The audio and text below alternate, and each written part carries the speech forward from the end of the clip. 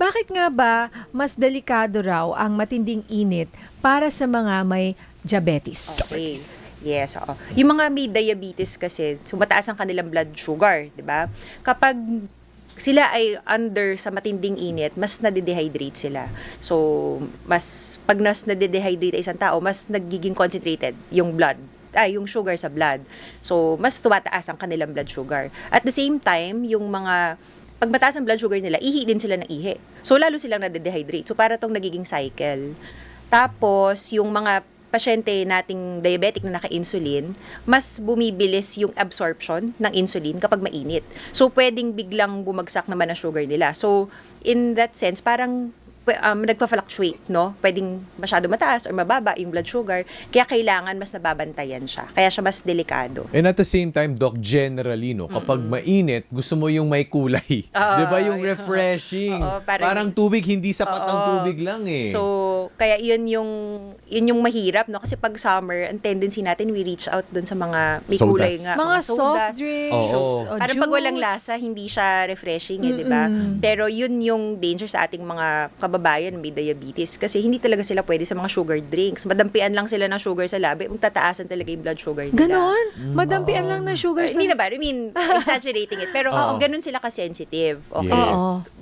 Kumpara sa isang tao na walang diabetes. Oo. Talagang mataas ang sugar yung mga soft drinks and juice. Oo. Pero baka generally also, Yes. hindi lang ito talking about sa mga may diabetes, pero general public din, na baka mahihilig sa mga masugar, Yes. baka naman dun papunta. Totoo yun. Oo. Lalo na sa early stages naman kasi pag pre-diabetes, wala naman yung mga symptoms, 'di ba? So, pag predispose ang isang tao doon tapos mahilig siya sa sweets, inom siya ng mga sugary drinks, pwedeng ma-push. Okay. Oo. Mm. Okay.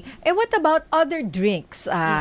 Hindi halo-halo. Or food. Hindi, loko lang. Or Oo. ginumis. Hindi, loko lang. Or dessert. Ang sarap rin nun eh. Oo. Hindi, yung mga buko, juice, okay ba yun? Yung buko juice kasi, meron pa rin siyang sugar. Okay? So, ang lagi ko sinasabi sa mga patients ko, hindi mo siya gagawing tubig, no? Pwede mo siyang inumin but in moderation. Kasi minsan nagkakaroon ganun ng pa rin. parang kasi buko juice water Mas of life natural eh, eh. 'di ba? Yeah, So oo. iniinom nila pag diabetic hindi pwede 'yon kasi may sugar pa rin siya. Okay, o kaya kapag may sakit sa kidney, hindi rin pwede kasi may mga electrolytes din yun na kailangan nakabalance, okay? So pwede siyang inumin pero we limit it, okay? Pero in general pa rin pag sa diabetes, water pa rin is your best friend. Oo, talagang water. Meron ba kaibahan kung kunwari warm or cold? Wala naman. Wala In terms naman. of kung makakataas ba siya na sugar, Yes, wala naman. wala Pero naman. it's more on kasi yung pagka-refreshing niya, pag mainit, hindi siya refreshing. Yung foods naman, punta naman tayo sa Oo. at least sa pagtaas ng timbang, sa obesity. Yun din ba pag summer, medyo prone din tayo dyan?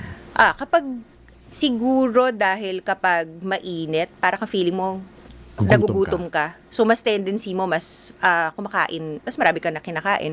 Or, yung punta tayo dun sa mga pagkain ng mga halo-halo, di ba? Meron siyang May nagbukas dyan. Oo, 'di ba? Mga halo-halo, yung mga ginumis. So, syempre loaded 'yun sa sugar, 'di ba? Oh, yeah. Oo. So, Correct. yun yung effect kapag itong summer na to. Oo, baka pwedeng low fat, ganyan, na Or milk. low sugar. Okay, meron naman Low tayo sugar. mga Oo. sugar-free. Sige, gulaman na nga lang. Pero in fairness, may nag-shift naman sugar di din ba? yun. Oo. Nag-shift naman yung appetite din, at least sa mga Pilipino. Pag Yes. napapansin natin na, okay, pag mag-order ka, ay, ayoko yung masyadong matamis. Oo. Tsaka minsan pwede mo naman sabihin 50%. 50% na na siya, nako-customize na. So, mas maganda, mas nagiging aware din ang mga tao din ngayon eh. Siguro with the help of social media din, 'di ba? Mas nagiging sila conscious doon sa kanilang mga kinakain, no? And doon sa sugar content ng kanilang mga kinakain. Doc April, sabi nila, sugar is addicting, nakaka-addict. Ngayon, at what point yung pwede ko siyang kayang wala akong sugar? Kasi for example, tinatry ko na hindi ako mag-sugar sa isang buong araw. Ang hirap. Baka merong after 5 days, mas kaya ko na. Yung mga ganun ba? Hindi rin kasi sustainable, hindi kailangan natin ng sugar because sugar yun yung ginagamit natin for brain function. So, hindi talaga tayo makaka-survive ng walang sugar alone. So, yung super low, I mean, hindi mga siya- sweets or dessert, for Yeah. example. Yun O yung talaga. parang pwede ko bang, how long can I na maiwasan na hindi ko siya i-crave? Yung sa Same cravings, oo. Mahirap yung sa cravings eh. Pero, usually, parang natitrain mo naman in time. Kunyari, dati sweet tooth ka, di ba? Talaga, pwede ka munang magpunta dun sa mga sugar-free alternatives, tas babawasan mo. Okay, Paunti-unti. pakonti-konti. Hindi drastic na biglaan. Yes, kasi pwedeng yung cravings mo eh. Babalik. Okay, babalik. Yung sobrang dineprive mo yung sarili mo. Oo. Yun nahihirapan ako dun eh. Kaya kahit siguro isang maliit lang na, Pwede. 'di ba? Paisa-isa. Oo. Na maliit talaga. Ay, Isang tikim lang. almond. Tikim Oo. lang, Chocolate yun. Tikim almond. lang. Yun din yung pagsasabi ko sa patients ko na pwede nyo naman pong tikman pero hindi nyo na pwedeng kumain ng sobrang bawal ang lamon, hindi na pwedeng Bawal marami. na. Oo. Oo. Parang ano ka lang dapat, Moderation talaga. ibon. Or diba? i-train mo rin yung utak mo na, alam ko na lasa niyan. Para hindi na parang- ako mag-second Pwede bite, Hindi di ba? naman Napanalasa ng parang chocolate, pwede. di ba? Oo, yung kare-kare na yan. Oo, alam ko na yan. Oo, di ba? Oo. Yung binagoongan mo, alam ko na yan. Ay, Nalalasahan binagoongan na rin ko Ay, na di eh. mo pa alam yung akin. Hindi mo pa alam. Alam ko na yan, hindi ko natitikman din. Except pag ginawa po ni Migs yan. Oo. Doc April, ano po mga natural sources of sugar? Mga pag sinabi nating natural sources of sugar, nariyan yung mga fruits, okay? Yun yung number one na natural source ng sugar. Yung mga, Kanin? in general, Kanin. okay, yes. Rice? Mga carbohydrates. Carbohydrates? Kasi Bread. eventually, nagiging sugar din naman sila. So, all carbohydrates. So, eventually, nagiging sugar sila. Kaya nga, kapag diabetes, we limit the carbohydrates that they take. Kasi eventually, yung carbohydrates na yun will, magiging sugar din sila. Okay? So when we say natural sugar, so yun yung mga yun. Yung sa fruits, tapos yung nasa mga carbohydrates. Okay? Tapos yung mga artificial sweeteners, no? Ngayon kasi sa artificial sweeteners, yun yung question kung better ba siya than natural sugars, okay? Like, kunyari, may cocoa sugar, may brown sugar, may muscovado. Oo. And then, At- meron niyang alternatives. Parang magiging sugar pa rin naman siya, okay? Kahit na magkakaiba sila, may iba-ibang tawag, okay? So, ang ano pa rin dyan is moderation, okay? Pag may diabetes kasi talaga, kahit na cocoa sugar pa siya or muscovado, it's still sugar. Okay? Gano'ng karaming So, kailangan- teaspoon For a diabetic for a diabetic person or high sugar? kailangan talaga, sa amin kasi when I say no, as much as possible, walang sources ng simple sugars eh. So, any added sugar, iwasan mo siya talaga, okay? So hindi mo pwedeng lagyan ng sugar ang kape, ganyan. Yung iba kasi parang, yung sa coffee, mag-o-opt ka for other, let's say, artificial sweetener, pero Yes. konti lang din. Hindi rin pwedeng maraming artificial sweetener. Okay. Ngayon, doktora, dahil mainit ngayong panahon, ano ba yung mga senyales na dapat bantayan para maiwasan ang heat exhaustion or heat stroke? Yan. Marami tayong makikita niyan ngayon. So, pag heat exhaustion, yun yung napapansin mo sila, labis na silang nagpapawis. Okay, sobra silang nagpapawis. Pagkatapos, nahihilo, parang naduduwal, nasusuka. And then, but yung temperature nila usually wala pa yung lagnat. Kapag heat stroke, yun na yung mataas na yung temperature nila.